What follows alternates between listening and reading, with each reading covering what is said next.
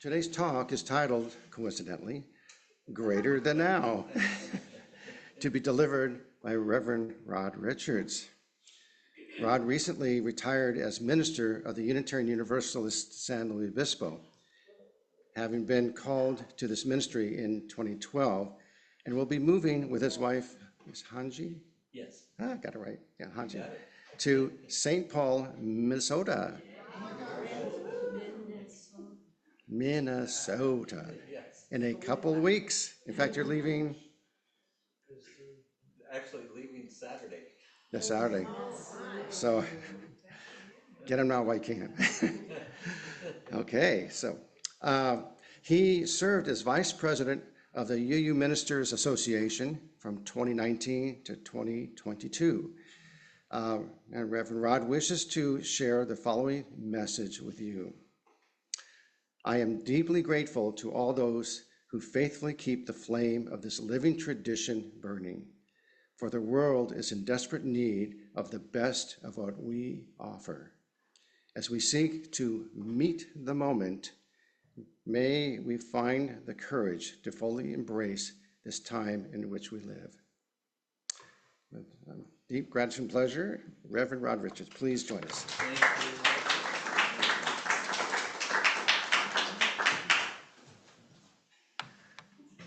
Thank you. It is good to see you all. It is good to be here. It is beginning to sink in that we'll be leaving the Central Coast. It's a beautiful area, and I will miss the beautiful people here. So it's good to be here and be able to share one more time before we journey back. It's kind of like a coming home to St. Paul. So.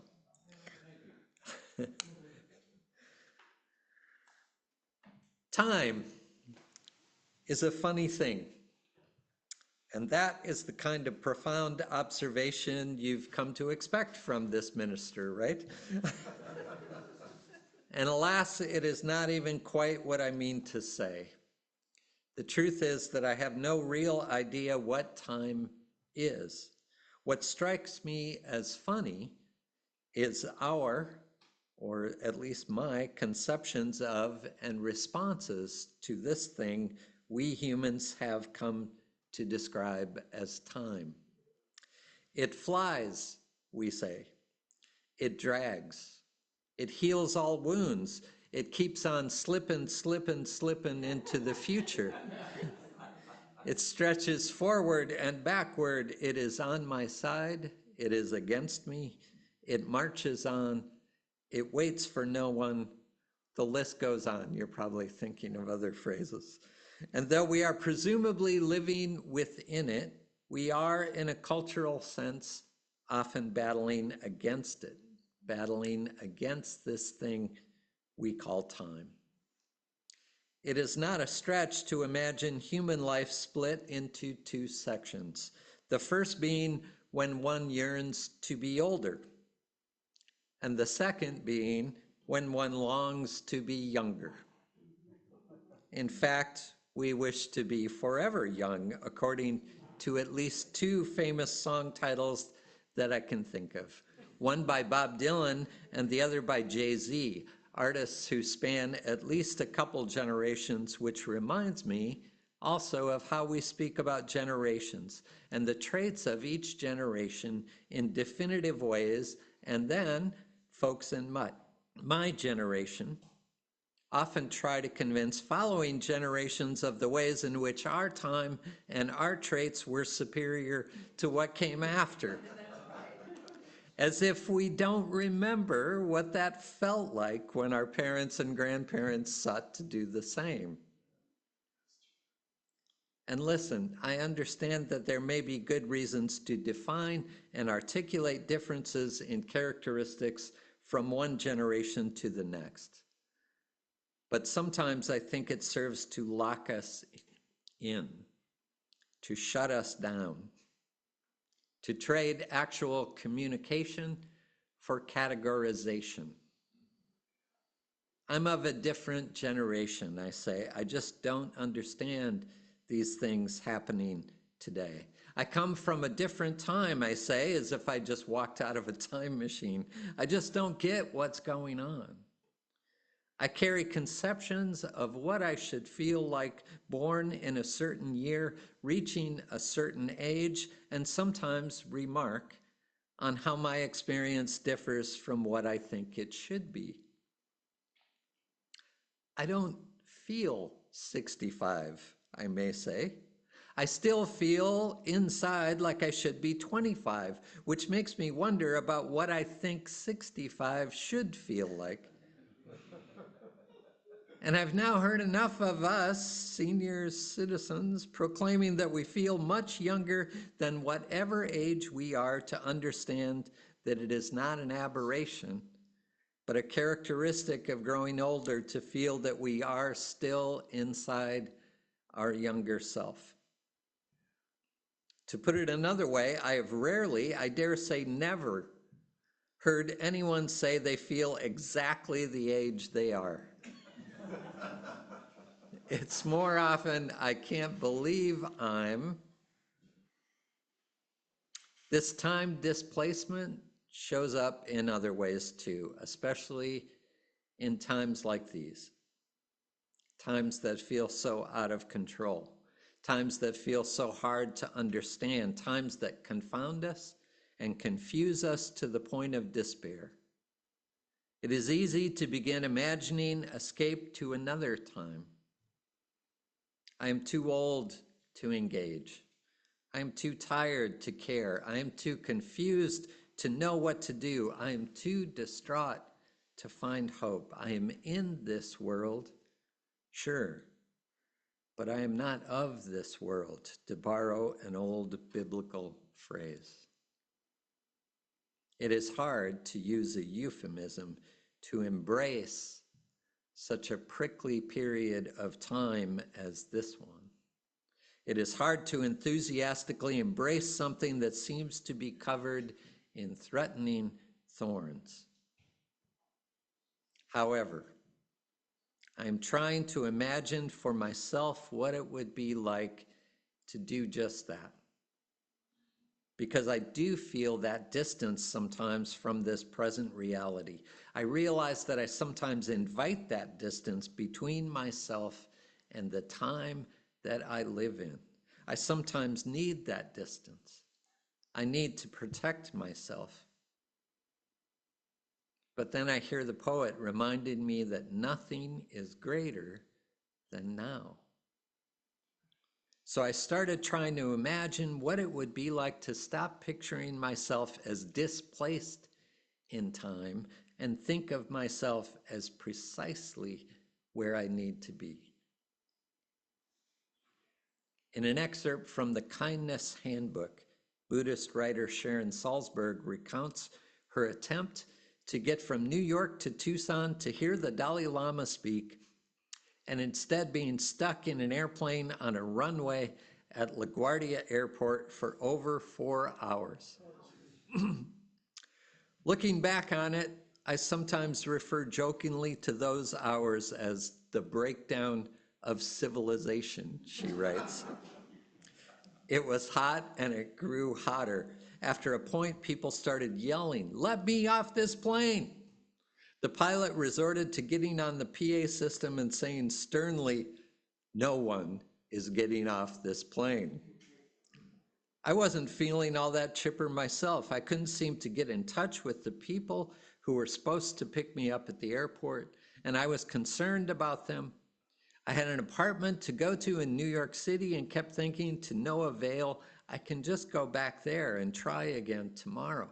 I was hot. I felt pummeled by the people shouting around me. And then she writes, I recalled an image that Bob Thurman, professor of Buddhist studies at Columbia University, often uses to describe kindness and compassion that comes from seeing the world more truthfully. He says, imagine you are on the New York City subway and these Martians come and zap the subway car so that those of you in the car are going to be together forever. What do? If someone is hungry, we feed them. If someone is freaking out, we try to calm them down. We might not at all like everybody or approve of them, but we are going to be together forever, and we need to respond with the wisdom of how interrelated our lives are and will remain. So sitting on that airplane, she writes, I was struck by the recollection of Bob's story, and I looked around the cabin and thought, maybe these are my people. That story has become a touchstone for me. It is about people and our connections, and it is also about time. Maybe these are my people. Maybe this is my time. That subway car or that airplane or that grocery store or that city council meeting or that movie theater or that doctor's office or even that online forum, maybe these are my people. And with that realization comes the next, that I can't opt out because I'm of a different generation. And I won't, in that moment, bother saying that my time has come and gone, and I won't have time to elucidate all the ways we can never understand one another across the divide of time, or can never fully understand the pain that humans cause for one another and for all of life. But if someone is hungry, we feed them. If someone is freaking out, we try to calm them down. We might not at all like everybody, but we are going to be together. And we need to respond with the wisdom of how interrelated our lives are and will remain. What if I could say, this is my time with that sort of conviction? Not because I approve of all that is occurring, not because I understand what's happening or why, not even because I am certain that I can see it change for the better in my lifetime, but because I am here, whatever age I may be, whatever my background and experience, whatever perspectives I may hold or have discarded, I am here. Just as long as I have breath, I must answer yes to life. And when I breathe in, I'll breathe in peace. And when I breathe out, I'll breathe out love. I think of all those people who lived and loved and struggled for the rights of all, who lived and died before things shifted toward the light, who lived and loved and struggled without seeing the changes they fought for, yet who made the changes possible. I think of Holly Near singing, I am open and I am willing, for to be hopeless would seem so strange. It would dishonor those who come before us. So lift me up to the light of change. It is fashionable to imagine that I, such a unique individual, am displaced in time, not a part of the unpleasant aspects of what is, but it is faithful to claim this time as my time, to claim it unequivocally as my own, the place where my life, every breath will play out, to say yes and not yes, but. Will you ever bring a better gift for the world than the breathing respect that you carry wherever you go right now? Are you waiting for time to show you some better thoughts? This is our time. Our congregations are made for this time. The UU community of Cambria was made for this time. And I don't mean that in terms of predestination or predetermination by some unknown force. I mean that we hold a saving message for this time. Confronting powers and structures of evil with justice, compassion, and the transforming power of love. Putting love at the center of all that we do, recognizing and celebrating the dignity of every person, recognizing and celebrating our connection to one another and to all of life, holding ourselves accountable for what we send rippling out across that interdependent web of all life. People yearn for a community that humbly, imperfectly, yes, but humbly and faithfully holds and returns to these truths in the here and now. A community that recognizes that all of us need all of us to survive. A community that strives to build community through love, support, spiritual growth, and to actively promote social and environmental justice. If they ask what we did well, tell them we said yes right here. In this time and this place, we said yes to love. Look around you now. Maybe these are your people. Maybe this is our time. Maybe there is no maybe about it. So may it be.